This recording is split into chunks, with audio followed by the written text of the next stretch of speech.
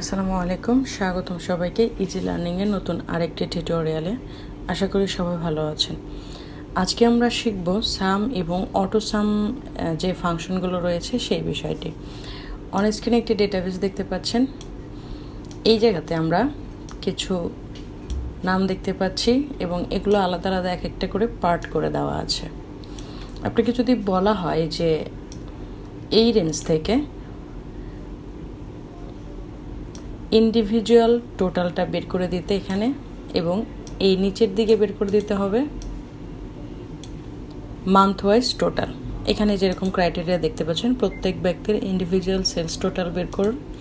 Condition 2তে আছে প্রত্যেক ব্যক্তির মান্থ ওয়াইজ সেলস টোটাল বের করুন। আউটপুট বের করতে হবে হরিজন্টালি এবং ভার্টিক্যালি উভয় সাইড থেকেই। তাহলে আমরা যারা এক্সেলের বেসিক ইউজার তারা হয়তো সাম ফাংশনটা এই জায়গায় কল করব, ইকুয়াল SUM, ট্যাব প্রেস করে দেব, রেঞ্জটা সিলেক্ট করে দেব, এন্টার দেব, আউটপুটটা চলে আসছে। এবার হয়তো এই জায়গাতে ধরে এই ডান দিকে আমরা ফিল হ্যান্ডেল করে দেব। ওকে, এবার ইন্ডিভিজুয়ালি টোটালটা বের করব। এইখানে এসে ইকুয়াল সাইন কল করলাম, SUM সাম ফাংশন কল করছি আমরা, ট্যাব প্রেস করে দিলাম এবং এই জায়গা থেকে আমরা এই রেঞ্জটা দিয়ে এন্টার করে দিলাম।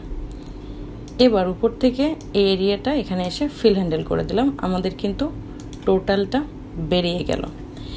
এবার হয়তো পরবর্তী অপশনে এসে আপনি একই কাজ করবেন, ইকুয়াল কল করবেন, সাম ফাংশন কল করবেন, ট্যাব, আবার আমরা এই রেঞ্জটা সিলেক্ট করে এন্টার দিয়ে দিলাম, আবার টেনে দিলাম। সেম এখানেও এসে আমরা একই কাজ করব, সাম,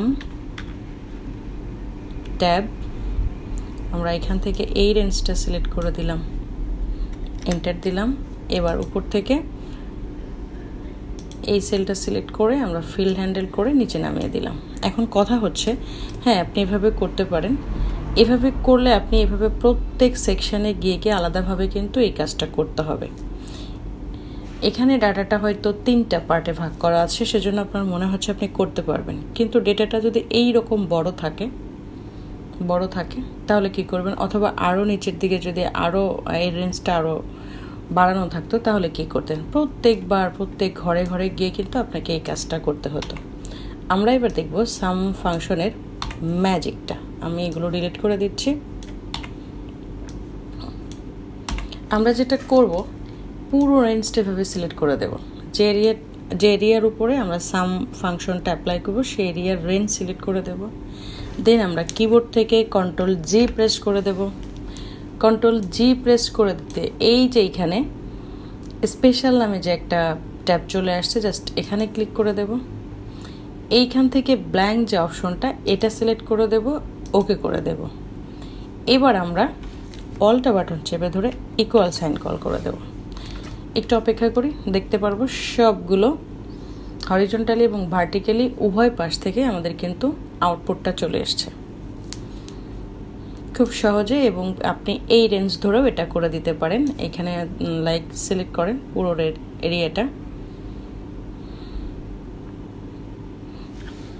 ওকে সিলেক্ট করলাম, Ctrl+G প্রেস করে দিলাম, স্পেশাল ক্লিক করে দিলাম, দেন সিলেক্ট করে দিলাম ব্ল্যাঙ্ক অপশনটা, ওকে করে দিলাম।